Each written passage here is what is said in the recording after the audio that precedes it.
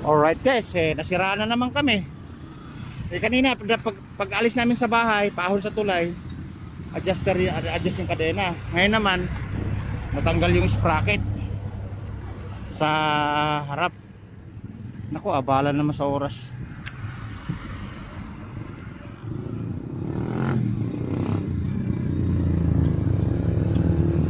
Wala sa oras. Ano gagawin ngayon?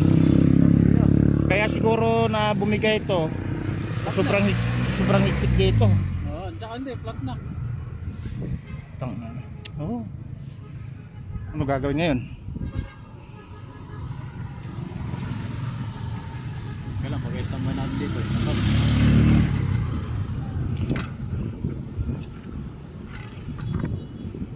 Open safety.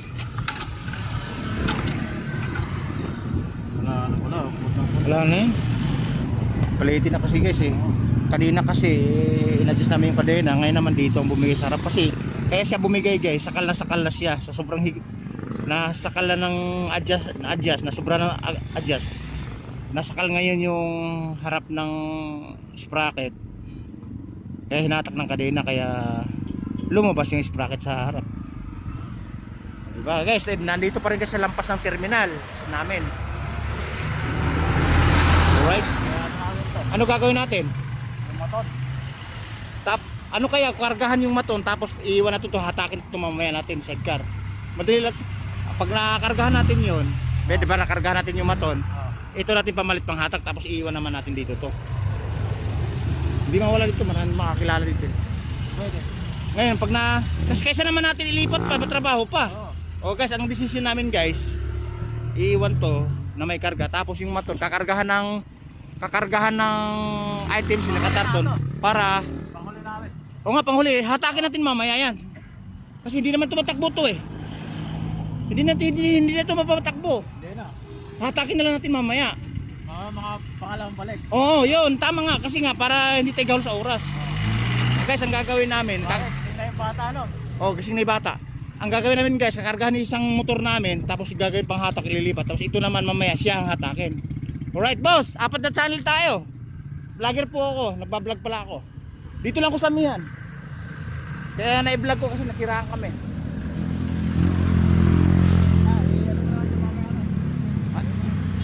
Ano gagawin? Iiwan natin, tali mo lang susi. Hindi ma.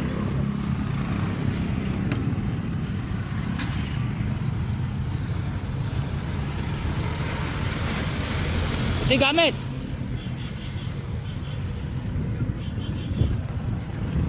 Alright guys.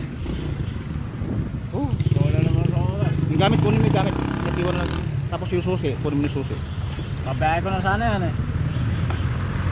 Mag-isa. Putang na. Ano naman ang kikitain mo ron?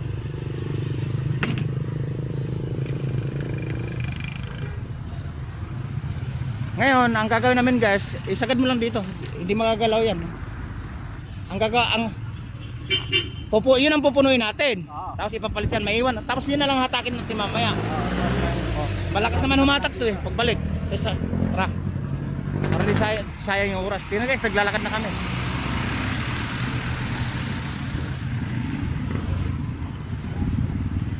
Buti may marami tayong motor.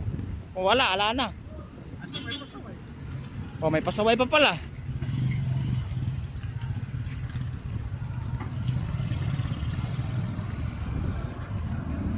Tingnan mo guys. Dadaan na kami sa gitna. Ngayon naglalakad kami pa uwi. Pwede naman yata dumaan sa gitna, no? Bawal. Right? Okay guys. Paano bawal na nito? Guys, ang nangyari kasi guys, kakargahan namin yung isang maton para doon na lang pang hatak, tapos hatakin uli yung natanggal na sprocket. Alright? Ganun talaga. Ganun talaga guys, pagka may business ka, kasama na sa hanap buhay yung nasisiraan ka, nagkaroon ng aberya. O, di ba? Doon sa gawin guys, sa amin nasisiraan ng yung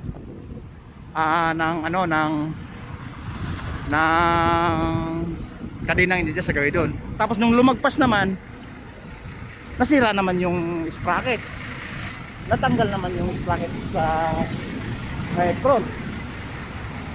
Alright.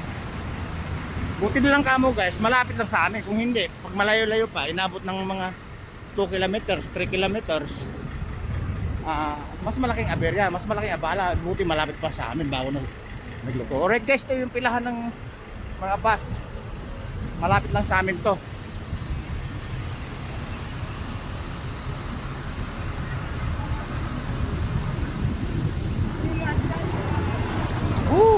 Ayan o, mga bigahe, mga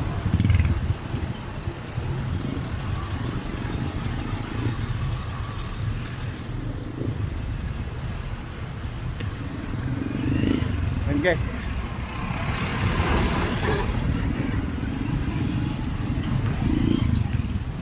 Ayan, dyan kami nasiraan kanina sa gawin na yan. Yan, dyan. Hindi nasiraan ha, ninadjust namin kadena. And nung dumating naman kami doon, paliko doon natanggal yung sprocket. Natuluyan. Kaya nga ang plano, kakargahan yung isang maton para gagawin panghatag, ipapalit po doon. Tapos yun naman ang nasira, yun ang iiwanan. Tapos sa pagbalik namin, yun naman yung hahatakin. Kaysa magbababa pa kami ng items, ililipat sa ibang sasakyan namin, mas doble trabaho. Alright? O, kita guys, atrasado na kami. Na nga naman, hanap buhay nga naman, ano?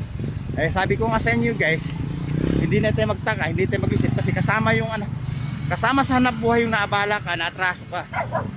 Oops, dog. Alright?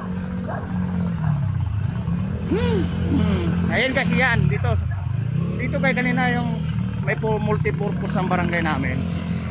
Yung pag-ahon ko dyan kanina, nagluluko yung yung sprocket nga.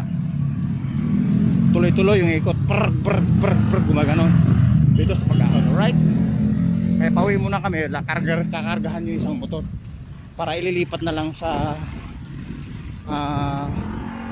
isang motor para yun ang maghahatak na may laman na. Tapos yun naman ang kakargahan namin. Tapos yung may laman, yung may laman, yun ang pamalit. Alright.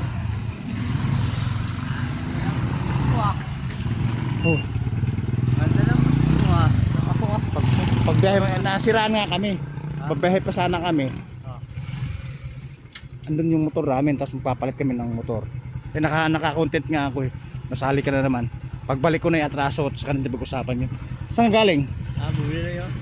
Eh, magkakarga muna kami kasi pamalit doon sa may Ingat sa biyahe, baka sa dinggalan ka pa babiyahe.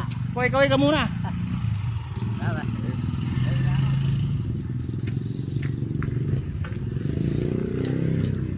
Alright guys, yun kasi yung vulcanizing na yun, gumagawa sa motor natin. Eh, may balance pa akong 50. Sabi ko ma'am, may ibibigay. Nagsinadaan lang din siya. Alright.